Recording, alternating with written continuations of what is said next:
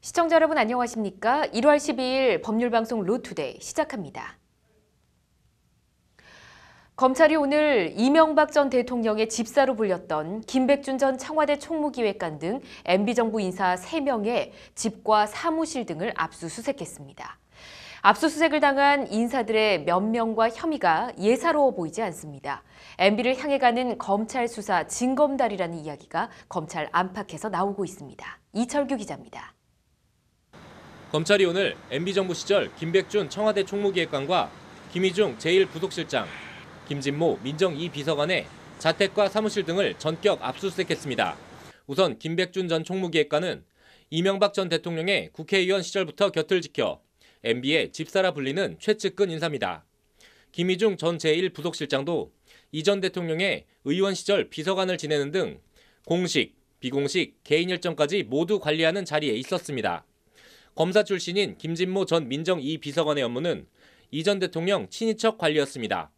이명박 정부 청와대 살림과 대통령 일정, 친인척을 관리하는 총무와 민정라인 고위 인사들이 한꺼번에 이른바 털린 겁니다. 이들에 대한 압수수색 혐의는 원세훈 전 국정원장 시절 국정원 자금을 상납받았다는 뇌물 혐의입니다. 검찰 관계자는 원세훈 전 국정원장 등의 국정원 자금 사적 사용 혐의 등 수사 과정에서 국정원 자금이 불법적으로 청와대 관계자들에게 전달된 단서가 포착돼 수사해 왔다며 증거 확보를 위해 압수수색을 실시한 것이라고 밝혔습니다. 이 관계자는 수사 초기인 현 단계에서 상세한 혐의 내용이나 수사 과정을 확인해드리기 어렵다며 확대 해석을 경계했습니다. 전직 국정원장과 측근들에 대해 조사를 한 다음 그 뒤에 있는 대통령에 대한 수사와 기소, 박근혜 전 대통령에 대한 국정원 특활비 수사 기소와 흐름과 구조가 거의 흡사합니다. 검찰 칼끝이 이명박 전 대통령을 향해 가는 수순이라는 얘기가 공공연히 나오는 이유입니다. 법률방송 이철규입니다. 2014년 세월호 수사팀장을 지냈던 검찰 간부가 오늘 우병우 전 민정수석 공판에 증인으로 나와 우 전 수석이 해경이 꼭 압수수색을 해야 하냐는 전화를 했다고 증언했습니다. 이 검찰 간부는 국정농단 사건을 수사하는 서울중앙지검 선임 차장인 윤대진 1차장 검사입니다. 윤 차장 검사의 증언 내용을 박현영 기자가 전해드립니다. 세월호 수사팀장을 맡았던 윤대진 서울중앙지검 1차장 검사가 오늘 우병우 전 민정수석 공판에 증인으로 출석했습니다. 윤대진 차장 검사는 대검 중수부 중수 2과장, 서울중앙지검 특수 2부장 등을 지낸 검찰 내 대표적 특수통 검사입니다. 윤대진 차장 검사는 수사팀이 해경 본청 등을 압수수색하던 지난 2014년 6월 5일 우병우 당시 민정수석으로부터 전화를 받았다고 밝혔습니다.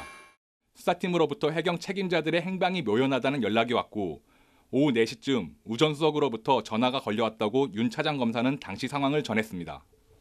윤 차장 검사는 평소 알던 우 전 수석과 인사를 나눴고 우 전 수석이 혹시 해경 사무실을 압수수색하느냐, 상황실 경비 전화가 녹음된 전산 서버도 압수수색하느냐 물었다고 당시 대화 내용을 밝혔습니다. 이에 압수수색을 진행할 수밖에 없는 상황을 설명했더니 우 전 수석이 통화 내역에는 청와대 안보실이 있다. 대외적으로 국가안보나 보안상 문제가 있을 수 있는데 꼭 압수수색을 해야 하느냐는 취지로 물어왔다는 것이 윤 차장 검사의 증언입니다. 윤 차장 검사는 이에 압수수색을 하지 않으면 직무유기가 될 수 있다고 답하자 우 전 수석은 해경 측에서는 전산 서버가 압수수색 대상이 아니라고 하는데 안 하면 안 되겠냐는 취지로 말했다고 밝혔습니다.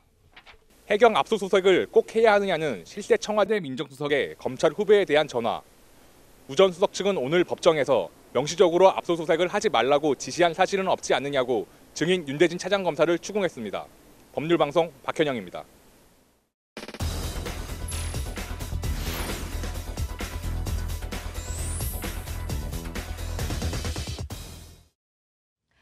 서울의 한 대형 교회가 지하철역 내 공공도로 일부를 구청에 사용료를 내고 독점적으로 사용해왔습니다. 시민들의 보행권을 빼앗은 불법 행위라는 소송이 제기됐는데 법원 판단이 나왔습니다. 석대성 기자와 함께 알아보겠습니다. 어서 오십시오.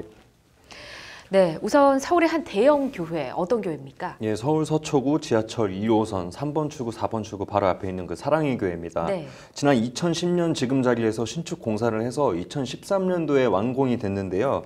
당시 이제 교회는 관할 서초구청에 매달 4천만 원의 사용료를 내고 교회 어린이집 소유권을 구청에 이전하는 조건으로 네. 그 지하철역 공간 1077제곱미터 약 326평에 대한 점용권을 받아냈습니다. 네. 근데 이에 반발해서 황일근 전 서초구 의원 등 6명이 서초구청장을 상대로 모든 시민이 쓰는 그 땅을 교회만 쓰게 하는 것은 위법이라면서 그 도로 점용 허가 처분 취소 소송을 냈습니다. 그렇군요. 300평 이상이면 굉장히 넓은 구역일 텐데 네, 그렇습니다. 일단 판결이 어떻게 나왔습니까? 일단 1, 2심 모두 원고 패소 판결을 했는데요. 도로 점용 허가권은 주민소송 대상이 아니다라는 게 1, 2심의 이제 판단이고요. 네. 근데 이제 상고심인 대법원이 판단을 달리했습니다. 지난 2016년 5월 대법원은 법리를 다시 판단해 보라면서 원심을 깨고 사건을 이제 서울행정법원에 돌려보냈습니다. 그렇군요.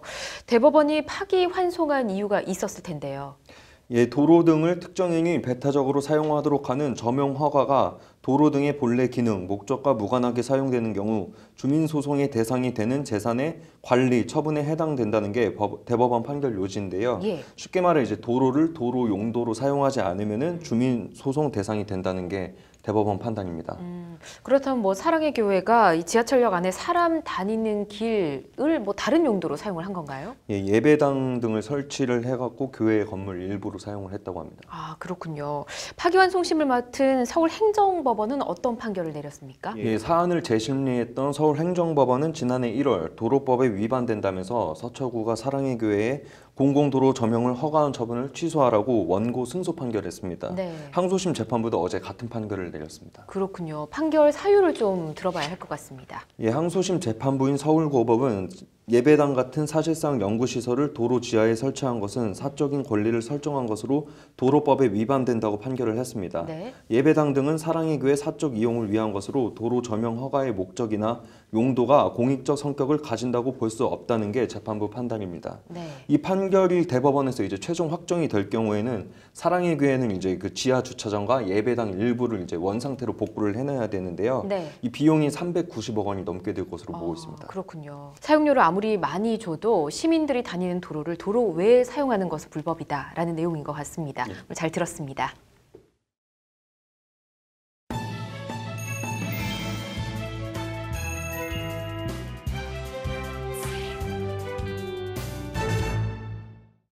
(4차선에서) 갑자기 차선을 가로질러 1차선으로 들어와서 좌회전하는 오토바이를 보면 자동차 운전자들 입장에서는 정말 화가 많이 나실 텐데요. 일부 난폭 운전자야 논외로 하고 오토바이 운전자들이 그렇게 할 수밖에 없는 이유가 있다고 합니다. 상식과 원칙이 통하는 사회, 법률방송의 연속 현장 기획, 도로 위에 서자 오토바이, 오늘은 지정 차로제 이야기입니다. 장한지 기자입니다. 서울 충무로 편도 4차선 도로입니다. 출근 시간이 지나 정체가 풀린 도로 1차선에서 오토바이가 규정 속도를 준수하며 주행합니다.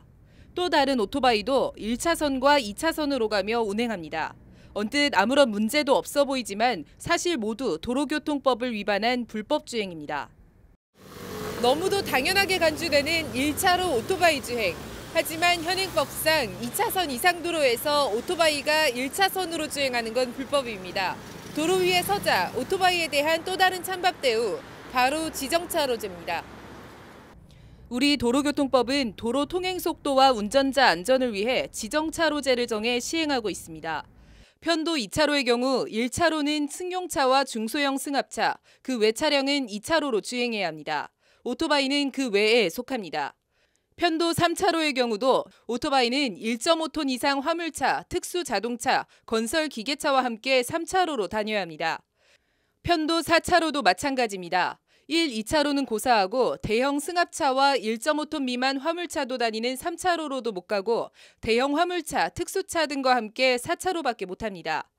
작고 빠른 차는 안쪽, 크고 느린 차는 바깥쪽, 크기와 속도, 어느 기준을 적용해도 오토바이는 명백하게 역차별을 받고 있는 겁니다. 가차선 타면 너무 위험하니까 다닐 때 저희 거의 1차선으로 다니고. 오토바이 바깥차로 주행 정말 위험한지 법률방송 취재 차량이 오토바이 운전자를 따라가 봤습니다. 대로와 이어지는 샛길에서 오토바이가 작아서 안 보였는지 그냥 진출하는 자동차와 거의 부딪힐 뻔한 상황이 펼쳐집니다. 교통법규를 준수하려면 서행하는 버스 뒤를 졸졸졸 따라가는 수밖에 없고 버스가 서면 오토바이도 서야 합니다. 대형 화물차를 만나면 마치 거대한 벽을 마주한 듯 시야가 전혀 확보되지 않은 채 달려야 합니다. 화물차가 크게 가려갖고 앞이 잘 안 보여서 사고 날 확률이 많아요. 버스가 가게 되면 버스가 앞에 큰 차 가리면 앞이 안 보이기 때문에 추 올라가. 무엇보다 4차로로 달리다 좌회전이라도 할라치면 위험을 무릅쓰고 승용차들을 가로질러 제일 안쪽 차선으로 치고 들어가야 합니다. 맨 오른쪽 차선에서 그 좌회전을 하려면은 운전자들이 이게 뒤에를 보면서 운행을 해서 1차선으로 들어가서 좌회전을 해야 되는데 오토바이 운전자들의 민원이 쏟아지자 정부는 지난달 지정차로제 간소화를 골자로 한 도로교통법 시행규칙 일부 개정안을 공포해 오는 6월 18일부터 시행합니다. 문제는 이번 개정에서도 오토바이는 여전히 화물차 등과 함께 오른쪽 차로만 다니게 해놨다는 겁니다. 그 내용이 변동된 내용이었기 때문에 대형차와 함께 이륜자동차가 같이 이렇게 섞여서 운행하게 됨으로써 이륜자동차의 안전도 향상이 되는 측면은 없다고. 외국 같은 오토바이 전용 좌회전 구역 설치나 오토바이 전용 차선까지는 바라지도 않는다. 그저 승용차와 똑같이만 대해달라는 것이 오토바이 운전자들의 하소연입니다. 그동안 지정차로제 위반은 범칙금만 부과됐는데 개정 도로교통법 시행규칙은 여기에 더해 과태료까지 부과할 수 있도록 개정됐습니다. 법률방송 장한지입니다.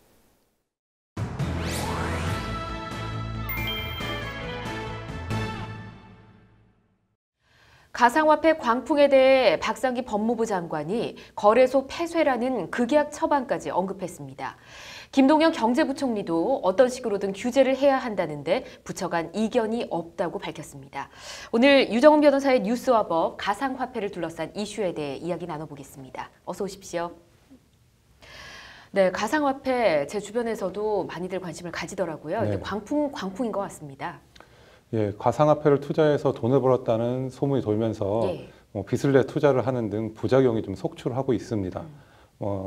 다단계 조직을 이용한 가상화폐 판매 사기, 그리고 고수익을 미끼로 하여서 투자자를 모집하는 유사 수신 행위까지도 등장을 하고 있습니다. 네. 심지어는 미성년자까지도 이런 투자에 가세를 하자 한 고등학교에서는 부모들에게 학생들의 지도를 부탁하는 가정통신문까지도 보냈습니다. 네, 미성년자까지 참여를 하는 거 보니까 좀 문제가 있다라는 생각이 드는데 네. 우선 광풍은 광풍인 것 같습니다. 근데 이 가상화폐, 이름 그대로 가상이라는 단어가 붙지 않았습니까? 네. 화폐인 건지 아니면 일종의 어음인 건가요? 네, 그 부분이 이제 가상화폐의 근본적인 문제인데요. 예. 네, 가상화폐가 화폐로 볼 것인지 또는 유가증권, 자산 또는 재화로 볼 것인지에 대해서는 아직 논란이 있고 법적으로도 정립이 되지는 않았습니다. 네. 예를 들어서 가상화폐를 거래하는 경우에 양도세를 부과하는 것이 맞는지 예. 아니면 부가가치세를 매기는 것이 맞는지 이런 논란이 있고 또 불분명하다 보니 세금조차 매기지 못하고 있는 것이 현실이고요. 외국의 경우에는 화폐로 보는 경우도 있고 예. 또는 금융 상품으로 보는 그런 경우도 있습니다. 그렇군요. 어쨌든 두고 볼 수만은 없는 일이고요. 일단 잠재우긴 해야 할 것 같은데요. 네. 그래서 금융당국은 지난 8일부터 가상화폐 계좌 거래에 대해 특별 감사를 실시하고 있습니다. 네.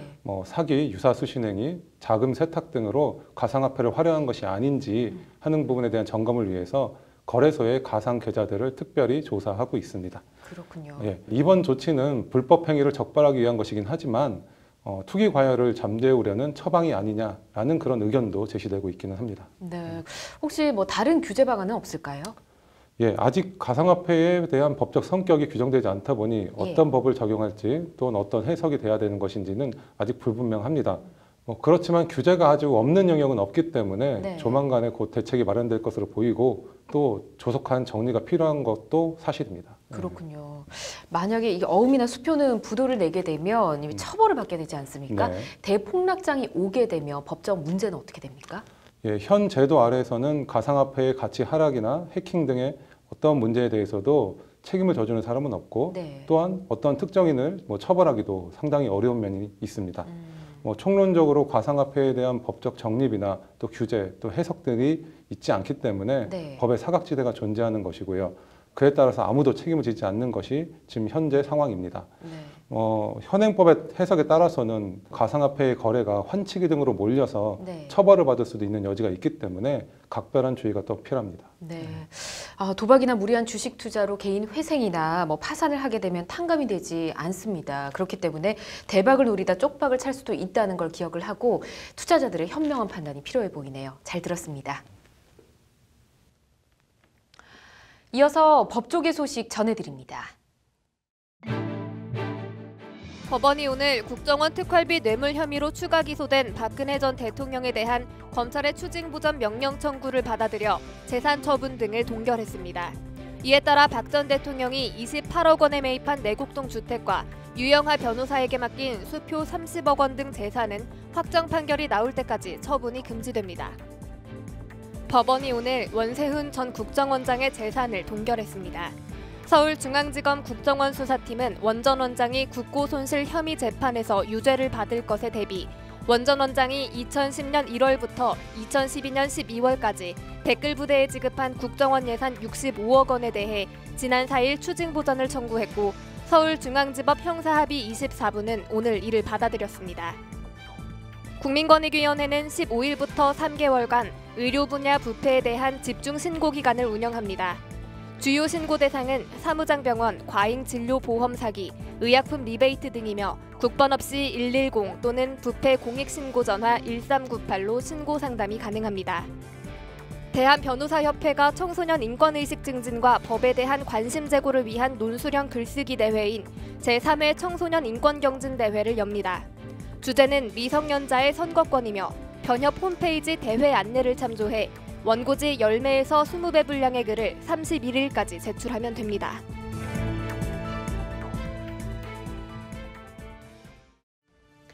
(1월 12일) 법률방송 로투데이, 오늘은 여기까지입니다. 시청해주신 여러분 고맙습니다.